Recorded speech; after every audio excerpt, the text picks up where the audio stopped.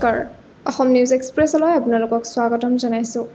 আজিৰ মুখ্য খবৰত চুবুৰীয়া ৰাষ্ট্ৰ বাংলাদেশক লৈ অহা এক গুৰুত্বপূৰ্ণ তথ্য। ভাৰত চৰকাৰৰ সিদ্ধান্তৰ ফলত ব্যাপক ক্ষতিসাধন হৈছে বাংলাদেশৰ অৰ্থনীতি আৰু বাণিজ্য খণ্ড।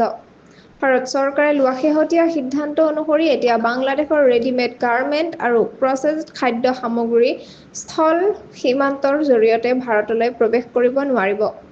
ইয়াৰ ফলত সৃষ্টি হৈছে এক জটিল অৱস্থা।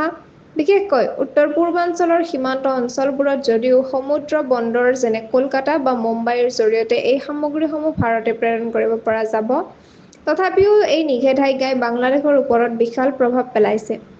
গ্ল'বেল ট্ৰেড ৰিচাৰ্চ ইনিচিয়েটিভৰ মতে এই সিদ্ধান্তৰ বাবেই বাংলাদেশে প্ৰায় ৬,০০০ কোটি টকাৰ ক্ষতিৰ সন্মুখীন হ'বলৈ লৈছে, যি দেশখনৰ সামগ্ৰিক ৰপ্তানিৰ ৪২% সমান।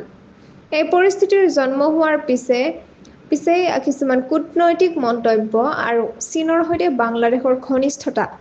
বাংলাদেশৰ অন্তৱৰ্তীকালীন চৰকাৰৰ মুখ্য উপদেষ্টা মহম্মদ ইউনুছে চীন ভ্ৰমণকালত ভাৰতৰ বিষয়ে কিছুমান বিতৰ্কিত মন্তব্য কৰিছিল।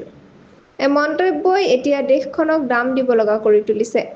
উল্লেখযোগ্যভাৱে DGFT অৰ্থাৎ বৈদেশিক বাণিজ্য সঞ্চালকালয়ে নিষেধাজ্ঞা আৰোপ কৰা সামগ্ৰীবোৰৰ ভিতৰত আছে ৰেডিমেড কাপোৰ, প্ৰচেছড খাদ্য, ফল-মূল আৰু ফলৰ সোৱাদযুক্ত পানীয়, কপাহৰ উৎপাদন, প্লাষ্টিক সামগ্ৰী আৰু কাঠৰ ফাৰ্নিচাৰ ইত্যাদি।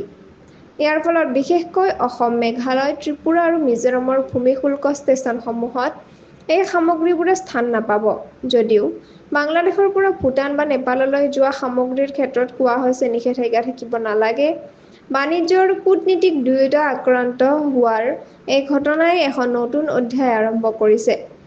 দক্ষিণ এছিয়াৰ আন্তঃৰাষ্ট্ৰীয় সম্পৰ্কত এই নতুন তথ্যৰ বাবে সংযুক্ত হৈ থাকক অসম নিউজ এক্সপ্ৰেছ চেনেলটোৰ লগত। চেনেলটো লাইক, কমেণ্ট, শ্বেয়াৰ, ছাবস্ক্ৰাইব কৰিবলৈ নাপাহৰিব। লগতে কাষতে থকা বেল আইকনটো দবাবলৈ নাপাহৰিব। ধন্যবাদ।